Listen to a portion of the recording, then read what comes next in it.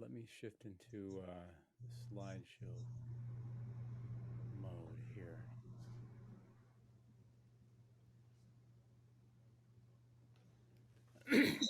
All right, thanks everybody. I'm James Early, Chief Investment Officer for BBAE. I think I met a lot of you guys when I was in Taipei. I'm joined by Xiaoping Wang, my longtime analyst from my PRC business, and we're happy to be doing this webinar. So Xiaoping, why don't you say hi as well? Hello， 大家好，欢迎来到 BBAE 2024年投资趋势的展望。James Early 是我们的首席投资长，相信大家都已经见过他了。然后今天将由他为大家主讲，然后我是分析师黄少平，谢谢大家。All right, so I'll talk about 2024, this year ahead, and what I'm looking at for the stock market. This quote, this headline from a few days ago really encapsulates what I feel is the essence of 2024. The S&P just hit an all-time high, but many other stocks are still in a bear market. 大家可以看一下这个头条，其实它就是很好的说明了去年的整个一个状况。去年美股市场的整个一个状况，就是虽然说美股市场创下了一个新高，又创下了标普500又创下了新高，但是还是有大部分的股票是处于在一个熊市里面的。In fact, only 24% of stocks in the S&P 500 are outperforming the S&P. 其实只有24%的股票，就是表现得比标普500好，剩下的所有股票都是落后于标普500的。And so naturally, people wonder what this means for the future. Right? Last year was great. The S&P was up 25%. But according to this data from Truist Bank, in years following a record for the S&P 500, the S&P still goes up 14%. 大家可能会就是想要知道，标普500去年已经涨了那么多了，未来还会不会再涨？当然，那先看一下这张图，就是通常来说，只要标普500在一年内创下过新高，那么12个月以后，它的平均回报率都会是14%。Now, even without that, we know as a backdrop, the S&P 500 tends to do well. The average return is a little over 10% per year, and there has never been a period of 16 years or more when the S&P 500 did not deliver a positive return. And one chart, you can't really see on the left too well, but the U.S. was the third best global market over the past 10 years. Taiwan was actually number 4, and you also can't see this, but over the past 5 years, those were reversed. Over the past 5 years, Taiwan was third best, U.S. was fourth best. 所以美股通常来说就是一个不错的选择。就是左边这张图大家可以看一下，就是美股在全球的金融市场中，是排名第3的，然后台湾在第4名左右。然后在过去的90多年中，从来都没有说连续16年标普500没有过上涨的记录，所以说美股通常来说就是一个不错的选择。Now, of course, the question is, you can just buy an ETF and nothing wrong with that, but what if you want to be more active? 如果你想要更积极的投资，那么除了标普500的话，你还可以怎么去获得更高的回报呢？ First thing we'll talk about is interest rates. There's kind of two dilemmas. The first, most obvious one is what you see by these charts. These graphics. One is the Fed itself has predicted 3 rates. But on this CME Fed Watch tool, which looks at the futures market, the market has been predicting 6 or 7. So Fed says 3, the market says 6 or 7. 2024年的一个比较重磅的主题就是关于利率。那其实有几个纠结点啊。第一个就是美联储它自己预测的，它在2024年会降息3次。然后芝商所有一个 Fed Watch 的一个工具呢，它预测了今年市场应该会今年的美联储应该会降息6到7次，这中间是有一个差距在的。So broadly speaking, I'm afraid of big tech. Officially, tech does well when rates fall. However, we have discrepancy, as you just saw, about rates falling, right? I mean, they might do well, they might fall more, they might not, we don't know. We don't know what's priced in. So sort of some more predictable bets are bonds. I do own a bond ETF. Commodities. If the US dollar goes down, that's generally very good for commodities. And then finally, small caps. Small caps because they have a lot of debt, a lot of variable rate debt, in fact. And when interest rates do go back down, that's financially healthier for small cap stocks. 所以说，我们刚刚看到了那样的差距。通常来说呢，利率下降的时候，会对于这些大型的科技股，对他们来说是不错的。但是因为有这样的差距在，我们不知道市场是不是已经消化了这样的期待。所以说，如果大家想押注更稳定的、更稳健一点的这么几个选择的话，那么债券是一个非常不错的选择。然后呢，大宗商品也不错，因为美元贬值的话，大宗商品的价格就会上升，还有小型股的表现也会有机会变好吧，因为负债其实是占了小型股的这个很大的一个比例，所以利率下降的话，这个小型股可能就是运营会变得不错一点。All right, now let's talk about industries. Here is the industry performance from last year. You can see that IT was up almost 60%. Another strategy would be just to assume a reversion to the mean. In other words, look at utilities. Utilities were down 8.5% last year in a good year. So it's quite possible that they revert or consumer staples reverts or healthcare reverts.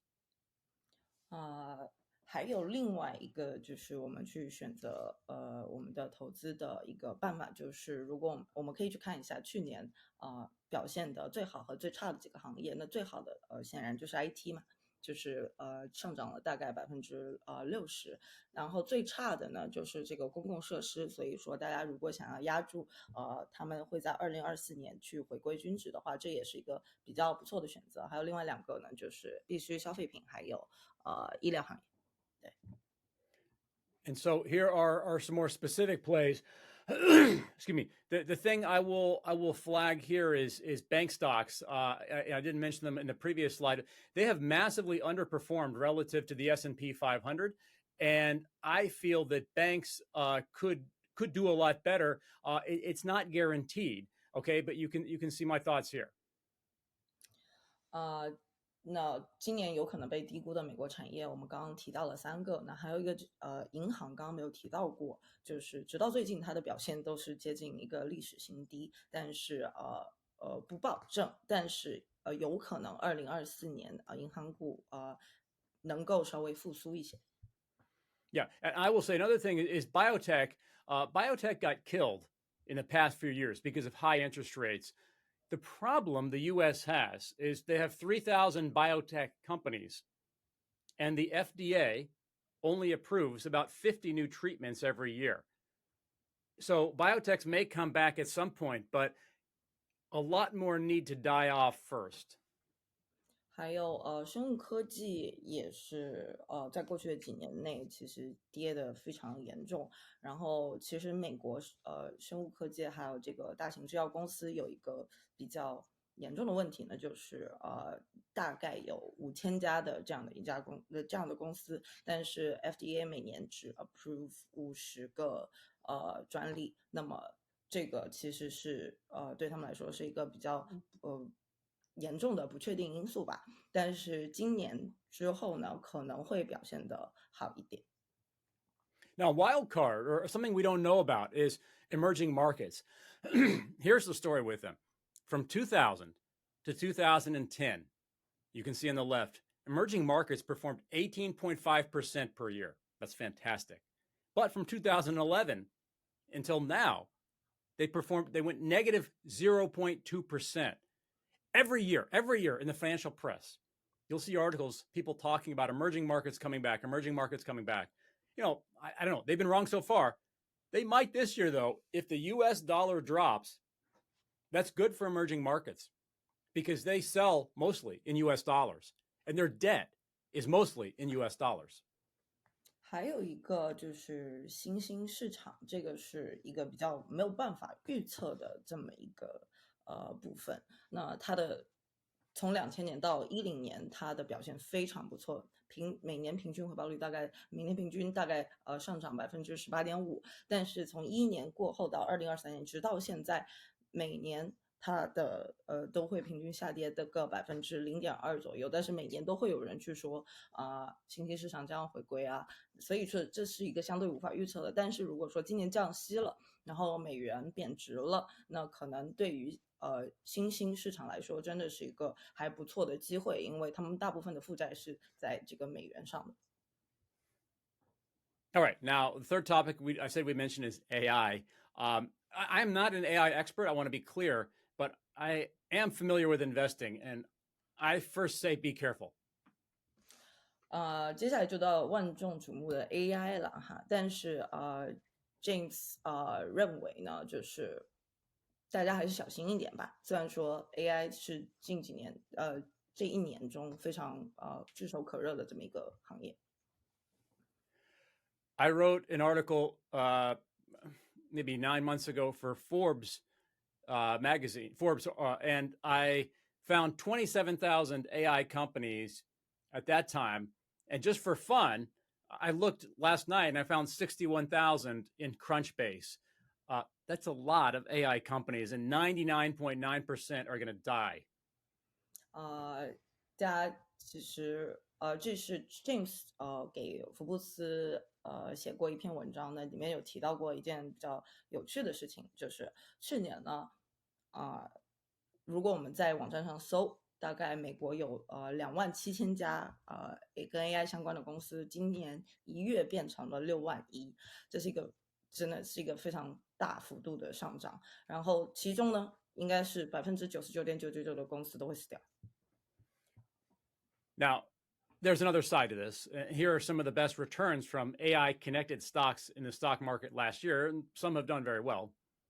那这些就是过去12个月表现最好的这个跟 AI 概念有关的股票，你看一下。So what do? I checked this screener and found 45 AI stocks in the US that are closer to pure AI stocks, but half of them were below $50 million in market cap. That's pretty risky. I think safer bets would be some of the chip plays or some of just the big companies. We do a lot of AI investing. Now, the downside with the other two, especially the big companies, is AI is going to be just a tiny part of their business, but it's a lot safer. And there are some AI ETFs, but they're not really pure play. They're not really holding AI stocks. It's more of a marketing thing. So I would just be careful about public market AI investing. 就是大家可以看一下右边这个就是绿色这个图哈，里面是这现在公开市场上大概有45只完全是 AI 的股票，但是里面大概一半的公司市值会低于5000万美元，这是非常低的这么一个概念，所以更为稳健的选择。如果说大家想要投资 AI 的话呢，大家可以选择晶片行业晶片行业里面这些比较大型的公司比如说英伟达呀、台积电呀、高通啊，还有美光科技。还有另外一个选择呢，就是大型的这个科技厂就是大家就是耳熟能详的这个微软、谷歌还有苹果之类的。然后大概就是这么多。然后虽然说 AI 在他们公司这几家大型公司的业务里面占比不高，但相对来说这是一个更为稳健的我们去投资 AI 的这么一个选择。So we'll take Q&A in a minute. I would love your questions. Just a reminder, we certainly love to have you fund your BBAE account if you have not done so yet. If you do, next month, I'll give you 2 reports. One about dividend investing. As you guys may know, I ran the world's largest dividend stock research service for 10 years, and also 5 stocks that I'm watching, as well as a webinar just for special people who fund their account. So if you have not done so yet, please do, even just a little bit. 我们马上就可以开启问答环节，但是在那之前哈，有几个重磅福利要跟大家说一下。如果你还没有开户或者入金的话呢，如果你现在这么做了，我们将会有几个报告，2个报告，还有一个VIP 专属的 webinar 送给大家一个是5个股息投资的秘密，还有一个是5只 James 正在关注的股票，所以大家就是不要错过。All right, so at this point, why don't we try questions? This is the end of the formal presentation. I would love to hear what you guys are wondering about, thoughts on the economy, stocks, whatever. I don't know every stock, but I'm happy to give my best answer to any question I know about.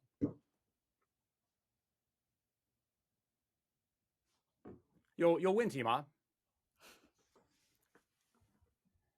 大家有问题就可以打在公屏上。Yeah, don't be shy. So maybe Xiaoping, why don't you go first? Do you have any questions? Like just as an investor yourself, Xiaoping, what are you thinking about for 2024? What's on your mind? My mind? Yeah. Well, what kind of questions might you have? Let me think.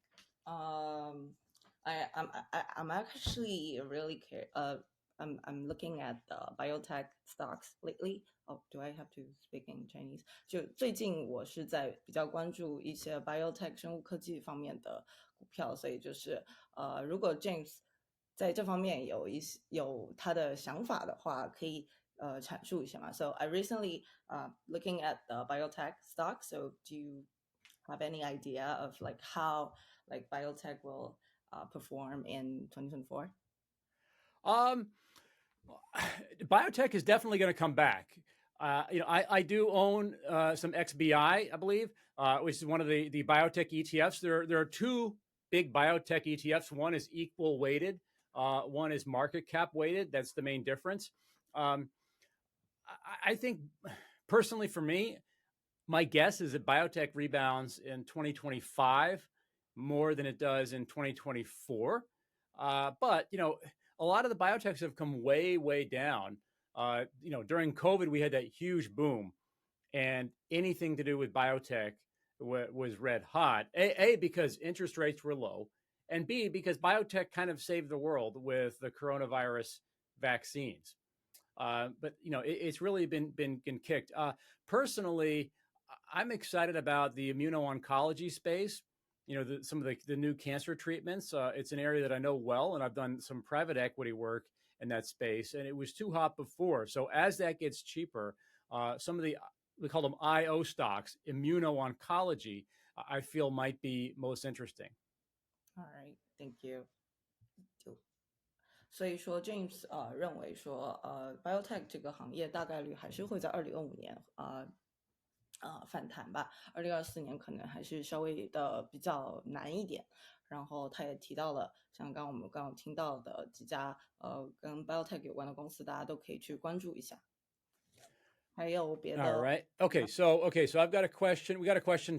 Can you see the Xiaoping from Elva? I will copy and paste it, and I'm just going to send it to you. About crypto. Crypto? I don't know if you can see that in the chat. I just sent you a text message.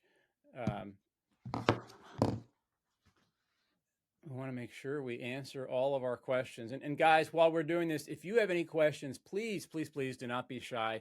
It doesn't have to be a complicated question. Doesn't have to be a smart question. Don't worry about it. Just whatever whatever is on your mind, let us know. So, okay, about crypto. What do you think about crypto, James? Me? Okay. So I own a little bit of Bitcoin. I bought a little bit of Bitcoin years ago at $19,000, but it's just a test. I'm not adding anything more. Cryptocurrency is officially supposed to be a currency, and it's treated mostly as a speculative asset with this investing. What I mean by that is probably 90 or 95% of people who buy crypto are buying it because they think it's going to go up because other people are going to buy it to go up. And that's the same thing that happens with art, with gold, with collectibles, things like that. But there's no way to value it. And the use case is not yet proven out. And so I'm just a little bit scared to put a lot of money in crypto. There's a lot more people investing for the wrong reasons than people investing for the right reasons. 我其实跟 James 的想法是差不多的，就是James 说他之前就是作为测试吧，他可能在19000的时候买了一些比特币，但他不会再往里投更多的钱了。那其实他刚刚说了很多，但是总结一句话吧，就是加密货币这个东西还是不太有相对的投资逻辑，这也是我的想法，就是我会更倾向于去看到一些比较实质性的东西，所以大部分的人去买加密货币，只是他们认为这个东西会上涨，并不是因为它有什么样的价值所在，所以这个对，就我跟 James 的看法是差不多一致的。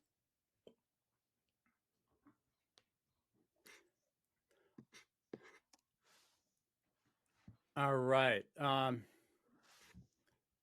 So I think we have another question from Gary. Thank you, Gary, first of all, for asking your question. I think it looks like what do I think of U.S. real estate? Oh, that's a good question, Gary. So I am bearish on most commercial real estate.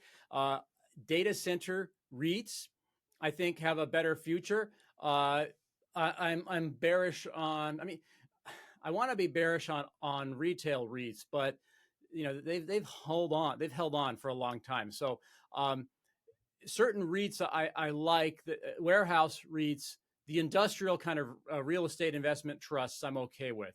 I'm bearish on office space, obviously, because we're not going back to the office like we used to. For housing, we have a weird situation. I'm bullish on U.S. home builders, because there's an undersupply of houses. The problem is when the rates went really high, Americans like me who have super low mortgage rates don't want to sell. And so there's a shortage of housing. So I like home builders. I like warehouse REITs. I like data center REITs.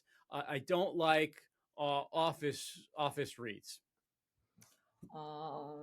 就刚刚有个人问了，就是关于这个房地产的问题。那 James 说他会比较喜欢这个房屋建造商的这个 REITs， 还有几个 data center 的 REITs， 还有一个warehouse 的 REITs， 但是他会相对比较不喜欢的是 office。这样子的一些 REITs， 因为现在就是远程办公已经变成了一个比较大的趋势嘛，所以就是这几个是比较这是他关于这个房地产的想法。还有别的吗？I'm sorry. Go ahead. No. You go ahead. Okay, so Feng Yi Chen asks, are you interested in blockchain? Right. Not that much. I got to be honest, not that much, because and I reserve the right to change my opinion in the future. But so far, blockchain was supposed to remove the need for trust in financial markets. You don't have to trust the big institutions because we have everything on the blockchain. But I mean, I haven't looked at data, but I think there's massively more fraud, at least in the news, in blockchain and crypto than in the traditional financial markets. So I'm not sure it solved the trust problem yet. It's just been an excuse for reckless speculation. I'm not against the technology, but I'm against most of what the technology has been used to do. 所以关于区块链，就是 James 喜欢的是他就是James 保留了他之后对于区块链改变意见的这么一个权利啊，但是目前来说他是处于一个相对谨慎和保守的状态，因为我们可以在新闻上看到很多关于区块链的诈骗的案件，所以说大家还是投资之前就清楚这是个什么东西，我在投资什么，还有它的未来会是什么样子的，会比较好一点吧。Cool. Good question. So, all right, let's wait another minute or two. We got a few more minutes left officially. And if we get any more questions, happy to answer them. If not, we can certainly wrap this up, and then we'll have another live stream, hopefully next month. I look forward to that as well. So any other questions, please ask them now. We are ready. We are standing by. You have me and you have Xiaopeng, who's the real expert, waiting to field your questions.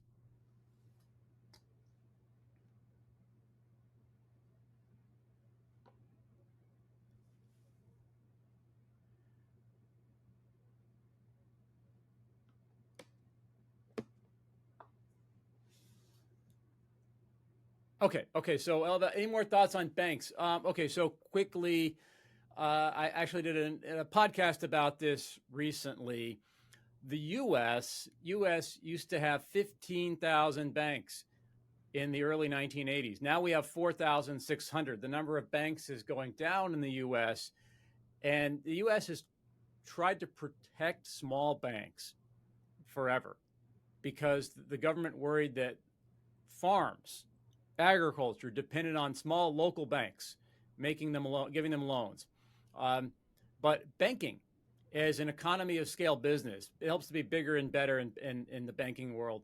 So I think we're going to see more of the small banks die, or just really get acquired, not necessarily die. If you look at the recent results, the earnings results, we had quite a mix. Citigroup did terribly. Bank of America was okay, but then J.P. Morgan, for example, did pretty well. So it's been a mixed climate. I think I would bet on a bank ETF overall doing well over the next 5 years because in general banks have underperformed. 就银行股的话，因为去年的就是在过去几年其实都是处于一个比较相对落后的这么一个状态，所以说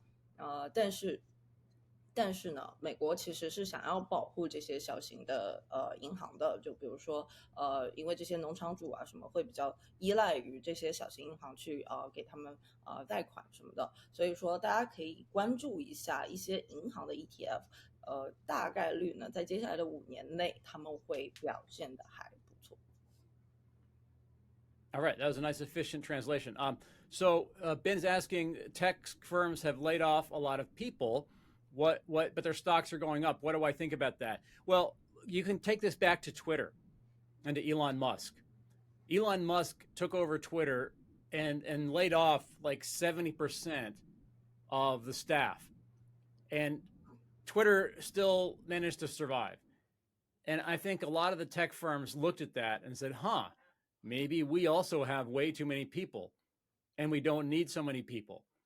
I mean, we had product managers making base salaries of $500,000, and that was a job that paid 20 or 30% of that 5 years ago, and so they said maybe we don't need so many expensive people. So Wall Street likes that.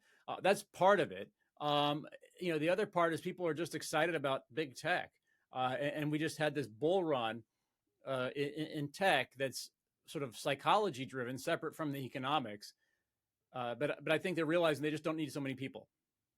我觉得这个还是主要怪马斯克吧，就是马斯克去年在收购了 Twitter 之后，他裁了那么多员，他们还是照样活下来了。所以其他大型科技公司看了之后呢，就可能他们也就认为可能我也可以这么做，而且他们就确实这么做了就事实证明他们确实不需要这么多人。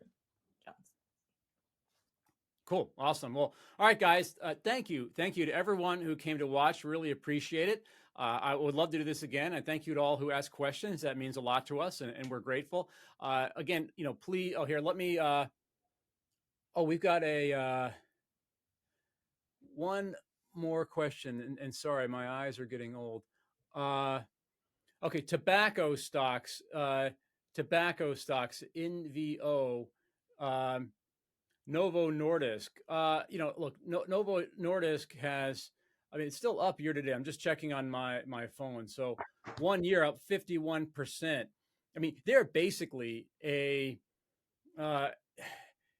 and Xiaoping, this is the podcast I sent you yesterday. There's a great podcast about the origin of this company, a JP Morgan podcast. It's basically a metabolic syndrome company. So the stock is probably hot, but they're doing the exact right type of drug in this world right now. So I would bet on them or with them before I bet against them. I don't own Novo Nordisk. It's now the most valuable company in Europe, ahead of LVMH. But if these GLP-1 agonists, Ozempic, Wegovy, Mounjaro, they're not just treating obesity; they also treat addiction. So they could be used to treat video game addiction, drug addiction, any kind of different addictive behavior, and that's a huge windfall. So that's the Novo Nordisk part. Tobacco stocks, I'll be honest, I don't invest in any tobacco stocks for ethical reasons. It's just my personal preference. They've done very well despite lots and lots and lots of legislation. Smoking is on the decline in the U.S., but in much of the rest of the world, it's not. So I also wouldn't bet against tobacco. 就是关于刚刚谈到的，一个是烟草公司，还有一个就是刚刚的那家公司，James 都是不会特别反对，因为虽然说他出于个人原因就是没有投资烟草公司，但是整体来看吧，就是整个全球的这个市场还是非常大的，所以烟草公司应该会表现得非常不错。然后另外一家的欧洲公司呢，其实也还不错吧，他们在对的时机做了对的事情，生产了对的药，所以呢这也是一个比较不错的公司。All right, so thank you guys so much. Really appreciate this. I put this survey link up here. Let us know what you like, what you don't like, any thoughts about anything, how we can make this better next time. We're doing this for you. We're doing this for you. So we love to know what you think about it and how we can do even better for you. Thank you so much. 谢谢大家，大家可以做一下这个调查问卷。Awesome. All right, Xiaoping, thank you so much as well. Fun to do this together with you. Thank you. All right, guys. 拜拜。再见。下次见。